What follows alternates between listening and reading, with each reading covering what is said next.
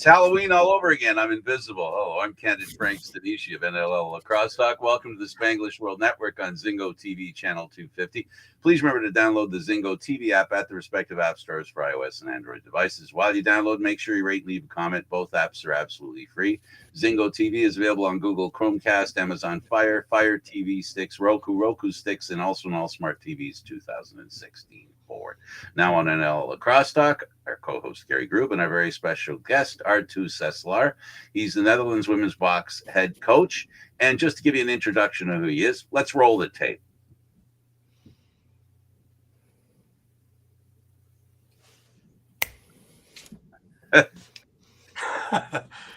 Frank is pushing the buttons again. No, this has nothing to do with me. Look on this one. And so it begins. Our hero Arttu receives a royal invitation just 36 hours before meeting the king. Panic? Absolutely. Preparation? Ha! But there's no time for that. He's leaping head first, or possibly headless, onto a plane. Off to Albany, New York, because when you're chasing history, chaos is part of the package. A time-traveling whirlwind of ancient paths, royal meetings, and, oh yes, 2 years of hard work, no sleep, and no funding. Yes, dear viewers, 2 years of non-stop dedication have brought this story to life, and now we need your help to keep it going. Make a donation today to help this episode, and many others waiting to see the light of day come to fruition, because time waits for no one, and neither does this project. Help us change history by writing the future. Absolutely. Well, it's good to know that there were no animals harmed in making that. Okay. And it's good to see Neil wearing his traditional suit for once, because we always make him wear wooden shoes and orange jersey. So, oh, very good. Well, I fit into the Netherlands approach of the way Netherlands people are. They're very calm. You can't tell by the look on their face how they feel. They have essentially good control of their emotions as far as when you're looking at them is concerned. So I'm practicing by having a blank expression on my face right now. You can't. I thought you were just too close to your webcam. Listen, welcome to the program. All kidding aside, we love lacrosse here. And we always begin by starting and asking everyone how they got involved with lacrosse. How did you get involved? I was in a student fraternity, and my good friend Tim Wolbrink, he late in the night told me about this sport that his brother saw in the United States. He was studying there for a year. Strange thing with a net, and I was like, yeah, whatever. But a couple months later, he managed to get that stick in my hand, and ever since I was hooked, and I wanted to at least know how to throw the ball around. So there was nothing really set up yet, only a couple of expats and some interested people on a big square, the Museum Square in Amsterdam, where we have the Rijksmuseum and the big museums there. And we were tossing the ball around, and this is how Tim and the other guys managed to get some more people involved, and the rest is history. The Amsterdam club was always fortunate to have a lot of expats, so our skill level developed quite fast. At least we had some coaches and stuff around. Ray Birch, our first English coach, he did a very good job in coaching us. And at the same time, in other cities, the same thing went on too. And with a group of people, Dutch lacrosse took first lift off there. But for me, it was a first talk, and eventually getting that stick in my hand, and that took a little while. But as soon as I had that, I wanted to master it. And at the same with golf, but when I mastered that, I got bored with it and walked away again. But lacrosse kept me in for longer. I guess you would have liked golf better if it was contact lacrosse. If somebody full contact golf, maybe with inline skates and some loud music. It's always great. Yeah. Well, listen, welcome to the program, and Gary, go ahead. All right. Well, you started around 2004, right? When you first got involved with it. Around 2006 was your first Worlds. Now, in order to get this together from 2004, 2006, you guys had to start from scratch. You guys had to form a federation. You guys had to find funding. You guys had to do everything yourselves. Talk about the early stages of this. I love it. Like I'm an early stages kind of guy, yeah. But yeah, no, it was there was nothing. So anybody that had the time and had the interest to do anything was more than welcome. So we tried everything. Like so, it started with 2006, yeah, with that point on the map. And Jasper van der Horst, unfortunately, he could not make it today. He was supposed to be here too. He was already a little bit older, and he had some lacrosse experience, mainland Dutchy, and yeah, he came up with some idea of, hey, let's try to get this team to the World Championships, and yeah, together with a group of 4 other people, we just had to set up a federation. Jasper was a little bit more logistically informed in that, or bureaucratically informed, if you can say it that, because there's a lot of stuff coming with that too. But besides that, we just went like crazy horses to universities, trying to get a little bit of time before or before lessons to just show a stick and say, "Hey, if you want to start a club, come join us." And yeah, with the 4 or 5 teams that we had, we picked up 14, 15 guys that could afford to pay their ways themselves, because sports in the Netherlands, especially if you're a new sports, you have to figure it out yourself. You cannot get any funding, and it's already hard to find a field and get the funding out of your club to do that. So, hey, who's up for going to a world championship? It will cost you 3,000-4,000. It was euros already, because it was in London, Ontario, so it was quite an expensive trip.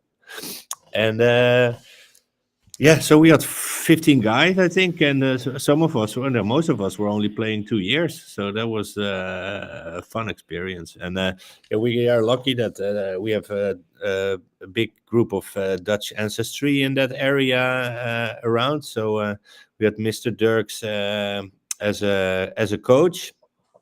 What's his first name again? And his son and some people around were involved in. His son was still playing, Jonas Dirks, and we got Graham Bergsma, we got Aaron Vander Horst, got some North American Dutchies who eventually turned into some hardcore Dutchies. Even some of them think they are more Dutch than we are, and the experience playing for the national team for a long time. Here, some have Dutch tattoos. Hey, there you are. Hey, Frank, you're looking better. You moved back from the laptop a little bit further. Yeah. Just it all. Sorry, I didn't mean to interrupt. Yeah, no, great. Please carry on. Yeah, so yeah, we got to 15, and we 15, 16, and we managed to get 20 guys around, and we had a lot of fun. And especially us Dutchies from the mainland Dutchland learned so much, and we brought that back to our clubs. And from then on, like the level in our different clubs and the people taking it a little bit more serious, seeing that it's actually an amazing sport with an amazing community, took it a little bit more serious towards the European Championships. But London, Ontario was amazing experience to just for us. We were mostly students, to actually live a life of an athlete for 2 weeks. So 2 weeks only sports and camaraderie. We most of us never had that experience because it was just the pioneers who wanted to play the sports. We were not the top athletes chosen out of a group of 1,000 athletes. No, it was just, hey guys, who wants to go to a world championship? So we actually did fairly good for the quality we had starting the 2 years before. Right. Interestingly enough, you were able to get field hockey players to go there, because field hockey is big in the Netherlands, but not really non-contact or next to no contact. And I guess the selling point was, if you want to finish your check. Yeah. And in that same time, like it was more towards 2008, but we started recruiting, because most of our clubs, because the way things are set up here, most of the clubs started with a field hockey club too, so it was easy to attract some people from there. And in the same time, there was a discussion in their national team of field hockey that the elite players wanted to have a little bit more contact, and or maybe even involved some security measurements or like protection in some situations, like the corner they have and these kind of things. And we jumped on that bandwagon a little bit as well, saying like, hey, if you want a little bit more contact, come. And we are just field hockey with an extra dimension through the air, and you get to bump your hips a little bit. Right. And yeah, the best players we recruited in that two-year period towards the European Championships were field hockey players that actually, when they got the hang of it, they had the field recognition, and they knew where to go, and the athleticism, because field hockey players, they play from when they are really young, right? So they are good athletes. Now, there's a huge tie between lacrosse, well, really with the Haudenosaunee and the Dutch people. Let's talk a little bit about that and give a little bit of background to how this tie is, because when we bring Neil into the conversation, it'll all tie itself together. Is he coming into this conversation? Oh, well, he's going to come into our conversation. Oh, yeah. And it's later. It's a little bit later for me personally in the conversation. In 2006, I had the honor to meet Oren Lyons. Mhm. We were sitting next to him we were of course invited to the World Lacrosse meetings as well. And even though, like, when starting this sport, it's a sport from we didn't even know the name Haudenosaunee at that point yet, but they were then still called Iroquois as well. But it took for me even a really long time to really dive deep into this history. Like it was told, but then we were always too busy to research it. So for me, it came into play the story in 2012 when I met Neil at the European Championships. That was Field Lacrosse Championship that was organized in Amsterdam. Great tournament, awesome. It was men and women at the same tournament. That was the great thing, that we had this World Championships with box too. It's a whole other dimension for a tournament, because not only for the fans but for the teams to have this not intercultural but intersex gender experience together, which makes a total different and greater group dynamic. Was at that tournament too, and it was the last time that happened for the field lacrosse because everything became too big. But I was not involved in the operations of the tournament, but I made a silly talk show there, interviewing people on the side. That's where I met my brother Neil Paulus. He was promoting a film.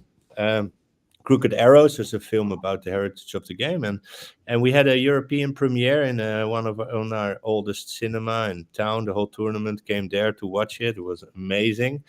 That was our first introduction, actually, to really discover something about this, the heritage of the game. And 4 years now, Neil got involved with the field team, and when they separated a little bit, we started the box program, and we got him involved, and there our real friendship started. And by my interest, all of a sudden, I started to ask him more questions, and then the story about the relationship between the Dutch and the Haudenosaunee came on the path. And it's a really interesting piece of history that actually none of us here in the Netherlands knows about, and I kind of made it as a filmmaker and somebody that's really interested in history, untold stories, and challenging the status quo a little bit. My mission is how can I tell this story to our Dutch audience, because seemingly a lot of people there on the other side, let's say on the Haudenosaunee side, know a lot about this story, and they're always telling me about it, but why don't we know anything about it? So that's where my crusade came along to research it. But it's a bond, like we always learned that Henry Hudson went to North America, and I know what happened after. We don't really know about it, but everything is named after him, so he probably invented everything there. But finding out on learning the history that Henry Hudson actually was hired by the Dutch because he had the idea that he could go to the East Indies fast through North America, and that he saw on like this kind of secret map that he found. It was all very exciting times. Like everybody wanted to be at some point as the first. So we got Henry Hudson on board, and what happened? He got stuck there somewhere at the Hudson River, which at that point didn't carry his name yet. And yeah, in normal times, when you have a very important task and you work for a company and you fail this miserably, you get fired, right? But the way history played out, he got all the credits of the world. He pissed off after after 2 weeks, as I read it in some of the stories. And the Dutch keep coming back because there was an ice age in Europe. Not as heavy as the ones that wiped out the countries, but and all the fur in the east was sold out or very expensive. So the Dutch kept coming back to their Haudenosaunee friends that they made before, and it was not friendly at the beginning, if I read the stories, but still they accepted us back. And they started a trade relationship, like the Dutch traders. But out of that trading and out of that coming back, some kind of friendship appeared too. And eventually the Haudenosaunee saw that these Dutchmen, they are not going away. So maybe we should offer them a room in our house. And we make this relationship more stable, or like we would not survive if we would not have their backup anyway in the countries. But so yeah, they made there was already something for between the Haudenosaunee, but they made the Turo wampum, which is this is a replica that I got now that I was in the Mohawk Nation before the tournament. This is part of a ribbon shirt they made for me, which is actually a festive shirt. You see the Haudenosaunee team, for instance, wear that on their opening ceremonies, right? It's a silk shirt with the ribbons around, which actually has a Dutch history around it too. But so it's called the Turo wampum. The wampum is a Geschwenta, and they have several, or many of them. But this one is the one with the two purple lines, and that represents the river of life and the purple lines. So we travel the river of life. The one is the Haudenosaunee in their canoe with their laws and their religions and their culture. And the other one is us Dutch or Europeans. We were the first Europeans to actually have contact in our ships with our laws and our culture and our beliefs. And to agree to travel the river of life together, coexist, not intervene, not step with both legs in one ship, because eventually you will fall in the water. And the white represents the PFF, the peace, friendship forever. And our lions can say it very nicely: as long as the grass is green, as long as the water flows downhill, and as long as the sun rises in the east and sets in the west. And as Neil's father always said, I checked this morning and it came up in the east. So, and I didn't see it this morning because it was already light when I woke up, but it's still there. And it's a wonderful story, especially in times that we are reflecting back on all stuff that has happened in the past. And as Dutch, we have played a major role in those stories. And even though all the stuff that's happened still in the Haudenosaunee territories, the people look with pride to this relationship, this first relationship, in these times. So it's something that should be celebrated. It's something positive out of these times. And in the Netherlands, nobody even knows about it. And it goes back over 400 years, right? Yeah, but so It makes me wild a little bit, but sometimes.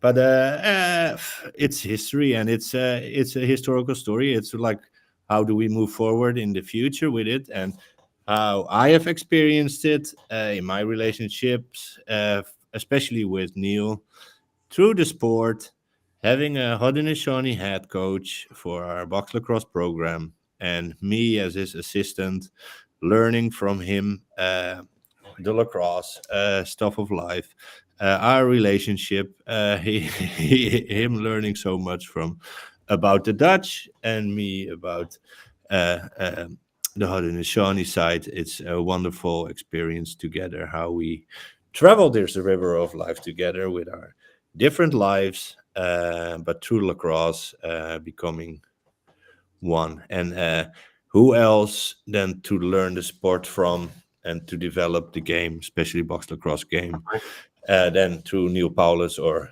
any well-established Haudenosaunee player, because seeing these guys play, especially on this world level again, it's just so amazing. We played a couple of teams in our preparation, and it's just amazing how these people Right. these people play together. It's you see, it's more than a sport. It's Well, it also shows how how close knit the lacrosse community is, because one of the other coaches that Neil brought in was Wayne Colley, who is a colleague and friend of mine, and here we are. it is just right?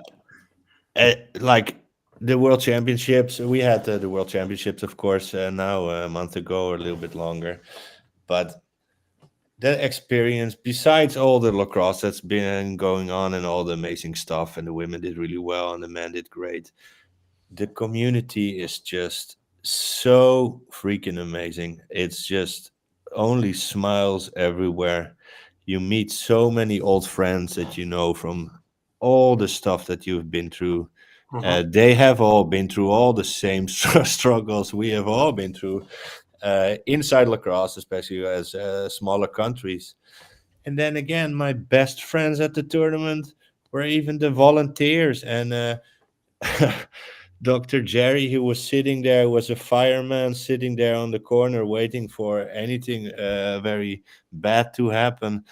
Oh, I was laughing so loud with this guy, and we share so many great stories together through lacrosse and outside lacrosse. But for some reason, it really attracts the most amazing people around the world. Right. Now, I keep surprising myself, like how great this community is. one of the things that really opened my eyes was my first couple of years back, my first trip to the Rebeski tournament, where you and I got together there as well. But just to see European lacrosse and how it's developed over the years, and we talk about grassroots, and we were new at this. It's not there anymore. It's like this. It's completely rocketed in most countries. In most countries, yeah, but still, like there's some left behind, but we need to push them into.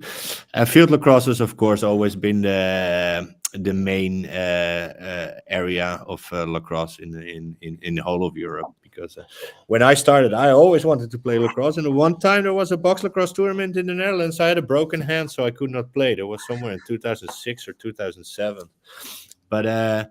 Yeah, so everybody comes from the field lacrosse. So most of the pioneers that started the box lacrosse, they already had a field lacrosse history, right? So even from there, coming from that one, jumping again into something new. So it's the pioneers of the pioneers. I got dragged into box again a little bit later when people were already starting it, but then because I left lacrosse for a little while. But then when I jumped in full pool and spent all my time to promote this sport and to do it. And again, now seeing like the other countries that have their field teams now developing their box teams too, it's amazing.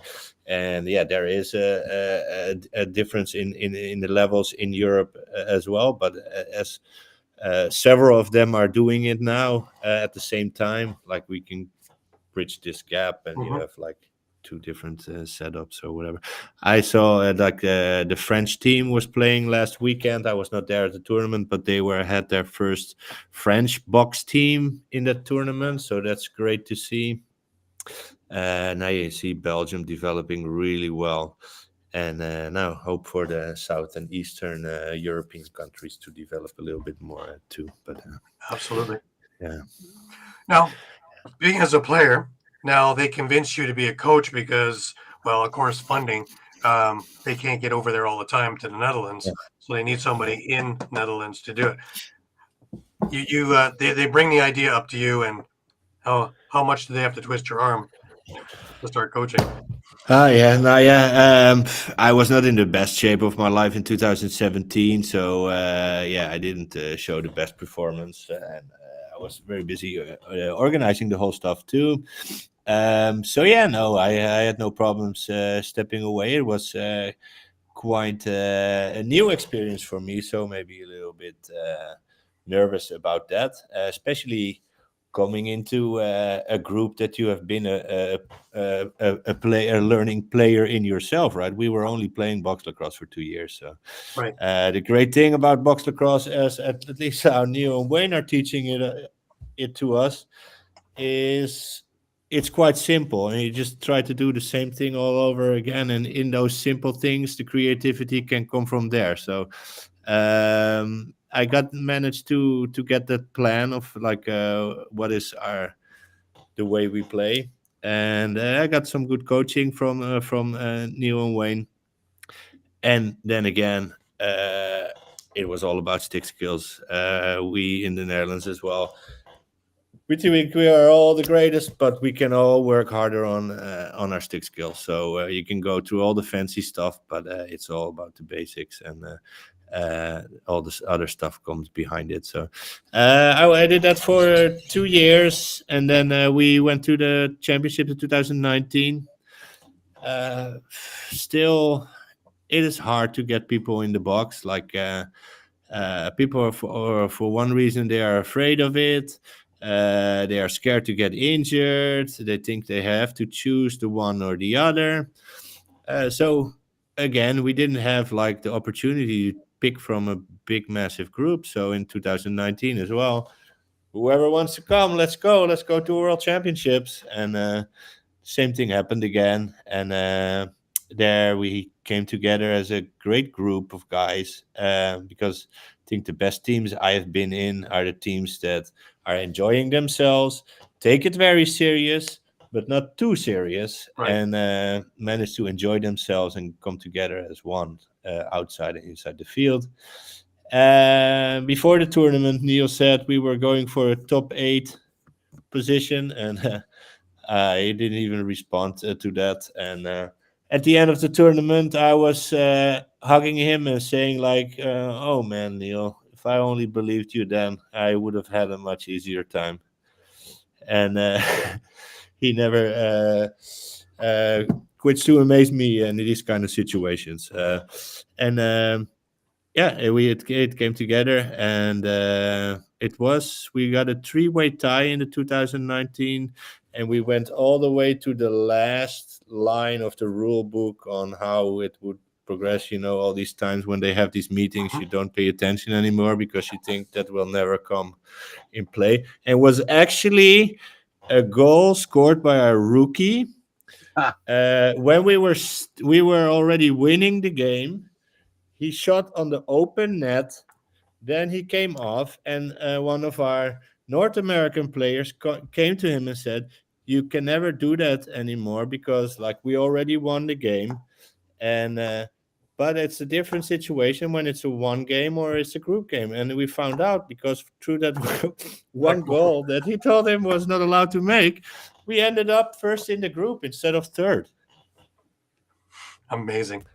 Yeah. But something else really major happened in that 2019 Worlds was that the girlfriends and wives came along, and they found out that there's women's box, which leads us into our story here and how we go into modern day era. And this was the formation of the Netherlands women's box lacrosse program. Let's talk about that and getting it off the ground. Yeah, that's amazing. Yeah, Kim Han and a couple other girls were there. They were girlfriends of. So they were So yeah, they were in the same hotel or around. So we had a car with Wayne and Neil, which always had two seats open. So eventually, we even kept driving the ladies up and down to their hotels, and they were so nice and so interested. And yeah, Wayne started to tell stories about the women playing box lacrosse there, and they met several of these ladies that were promoting the box lacrosse there. It's like I didn't even know like there was a women's box lacrosse, and they were so enthusiastic about it, especially Kim. And when we came back in 2019, there's like, okay, 2 months later, we had a first practice. That was amazing. And Kim was a goalie as well, and she wanted to be a goalie in box. So that's always handy when one of your pioneers is a goalie, right? That's always the thing you struggle with finding. And now, yeah, all of a sudden there were 20 girls on the first practice. It's like there was more than a man's practice, and I thought like, oh, how are the sticks gonna be? And the stick skills were amazing. Like, imagine tossing around with that unhandy women's stick, like a man's stick. It's basically quite easy, and they were so appreciative. There was like saying thank you for the practice, and they're actually really listening to what we were saying and doing, and so eager to learn. And yeah, unfortunately, we had the whole COVID thing around, so it was a little bit difficult to do stuff. So it went down a little bit. But in between, when we had the gaps, they were coming, and then when the news came that there was a World Championship coming up, the girls they became insane. They were so motivated to do it, and we had a great team. We had Well, I cannot describe. Like it's been really a life changing thing, and especially for reinventing your fun and joy of the game as well, right? You always have to reinvent yourself, and this was something special. Different but special because we're coming to the tournament. There was a lot of eye opener as well. That there's quite a lot of difference in coaching a men's team and a women's team. Oh, I imagine, yeah. But as you like to put it, and I really took it to heart when you said it, you guys made herstory. And yeah. No, yeah. It actually comes from the ladies themselves, but really? Yeah, I love it. That's fantastic. Yeah. Fantastic. Yeah. What I watched there, and as that tournament went along, and I watched that team grow. But I watched the Hong Kong game was the first one that caught my attention. Was down by 5 at the half, and the comeback. And these are these stories that you can say everything you want on this, and it's new for me too, right? As a coach, you can say always like, it's not over yet, but it's only not over yet when the team has experienced a situation like that they have this massive comeback, or it has happened to you, right? But I almost at that point I knew we were going to win that game, but I almost didn't believe myself when I said, come on, we're just take it easy. We're getting back into this game. And then when we did that, that was an amazing feeling. And then it was really tight, but that was an amazing game. And all the emotions came because the game before we played the opening game against Team USA. This was everything that was on the mind of these ladies for that first half year, right? When they knew they were going to play. And then before the opening ceremonies on that main court, and they didn't even have the chance to think about anything that was going to happen after. Or maybe they did, but and then that came, and it was so amazing. And then we had several other games that were so tight. Yeah, all of our other games against our European competition and Hong Kong were all one goal different games, and we got the privilege to play USA, Haudenosaunee, and Team Canada in one World Championship. Team Canada, you were the first ones to score on them. Yeah. Because Canada was boasting how they hadn't been scored on. And they posted on the social media 130 goals for and 0 goals against. So I put nail polish on my hands for that game, saying how many goals I wanted. It was 5. We only got 2, but that first one we were down already 10 goals or something, or even more. I don't know. And but that celebration was everything came out, and it was our captain Hedwig who did that. But yeah, it's always a team effort, of course. But that was almost the crowd exploded. Like there was the loudest cheer I heard at the tournament. We had great fans, and the girls, they kept enjoying themselves. And that was at the World Championship. There was a big shift in the level between the top teams and the bottom teams, but we enjoyed every moment playing them and playing play by play. And at some parts against Canada, we run with them. A longer part with the Haudenosaunee. America, we tied them 1-1. That was good too. But it's just an amazing experience. And then 2 overtime losses, which was unfortunate. There, the same thing happened what we did to Hong Kong. So we were up quite a little bit, and then maybe thinking it's possible to take your foot off the pedal, and that's a learning experience as well. That's not a good thing to do on international in any level, but especially on these long games.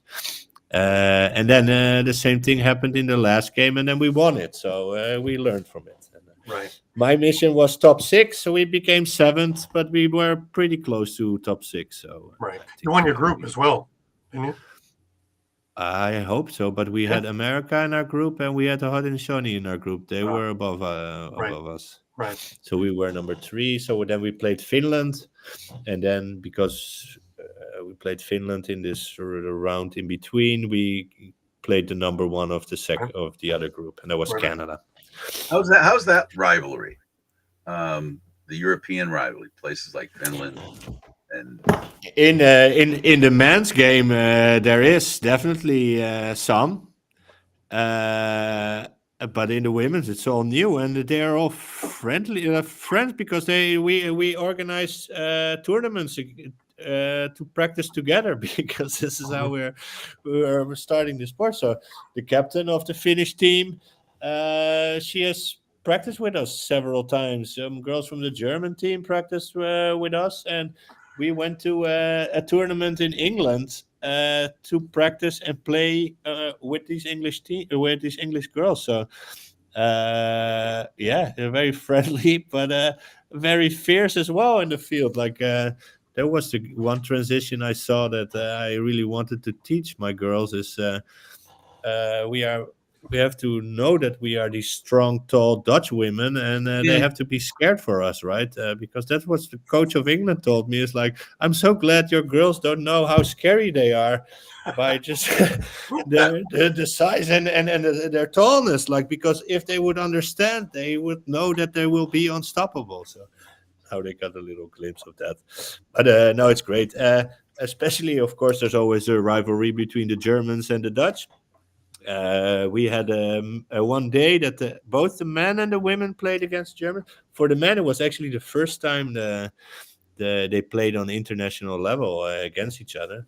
The Germans came on top, and with the women, we unfortunately lost in overtime. We were quite high up. It was the first international game that I played that the referee was from the same country that our opponent was from. That was pretty new, but for the rest, it was a pretty interesting game. Yeah, we only have a few minutes left, and I want to make sure that we talk about your documentary, Man. and Nobody cares about where to find it and where to view it, because I love it myself. I have a cameo. What is your experience, Gary? Because you've been running around with us, Dutchman, during the tournament. What was your experience? I loved it. I loved watching the team grow. I love watching as a unit, and it really embodies what I've been saying forever about the lacrosse community. Is it isn't that big a community; it's a very tight knit community.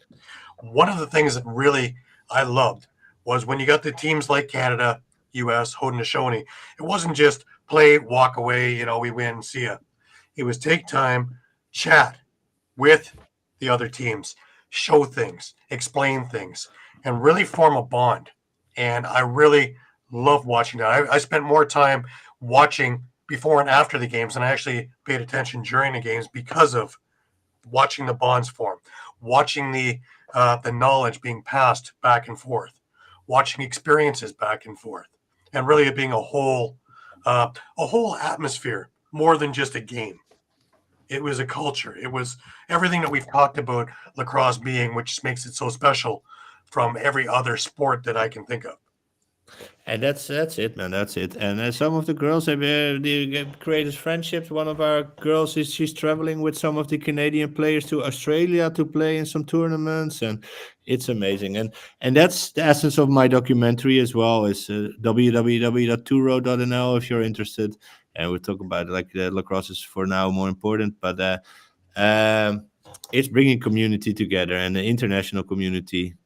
The greatest compliment we had from the consul general that was there, or the deputy consul, she's talking about the how do you call it, United Nations, but lacrosse was the real United Nations, because there we fight hard, play hard in the battle, and then we laugh afterwards. So absolutely. That's, I want to thank you for taking your time, because I know it's late in the Netherlands right now, but really I want to thank you and always your hospitality when we're in person. And it's a pleasure. I have to apologize. I was so busy with so many things, Gary, that I didn't really get to spend quality time with you this time, but I know somewhere. And this was 40 minutes of quality time again. Absolutely. And Prague is on the horizon. Yeah. And we got Shebox after the memorial now. So that's, I don't know if it's good or bad, but it's just a reminder for myself. Hey, Frank, great technology, man. Yeah. You got the webcam on? Awesome. When it works. Yes. Thanks for doing this. I really appreciate it, Arttu. Yeah. And make sure to talk to Jasper, because he can tell you a lot of other insights of and the field program. I'll be able to book him in December. And Sixes, let's go Olympic. Absolutely. Yes. Will you come for that? Whoever wants. Like I have not heard from our Sixes camp yet, so I have to see and figure out how everything. Well, we hope works. you make it here. I will always make it. It's going to be fun. Yeah, it's gonna be. I saw a great video now, somebody explaining about field lacrosse and then box lacrosse and then Sixes, and that's like, oh, that's a lot of explaining to do when somebody doesn't know your sport. So that was something different. They only need to watch the Sixes to understand the game, the basic game. That this is just a commercial, essentially. It's a commercial. And what player would be better in Sixes, a box player or a field player? Just box player. Well, yeah, okay. More accurate, better in tight spots. The field is small. Let's mix field. Best of both worlds. Mm-hmm. Yeah, it depends. Also, as we're saying, it depends also. 1 minute. Specifically with players, right? The type of player, because some players can adapt, that are field players can adapt to the box game. And some box players have the ability or the talents or the inherent ability to be able to be good in field lacrosse. All right. It's time, man. Okay. Somebody's getting angry here. Then my manager says my time's over. All right. I'll say goodbye for both these guys. For Arttu. Peace to the world. Peace to the world. Reciprocity. Arttu Sesselaar and Gary Groob. I'm Candid, Frank Stanisci. Thank you for watching Lacrosse Talk, seen live here on Thursdays at 4 p.m. This show can also be heard on the Spanglish World Radio Network. For Lacrosse Talk, news, entertainment, and other sports programming we offer, check out SpanglishWorld.ca. Spanglish World. Watch it, hear it, read it, download it, live it. See you next time. Arrivederci.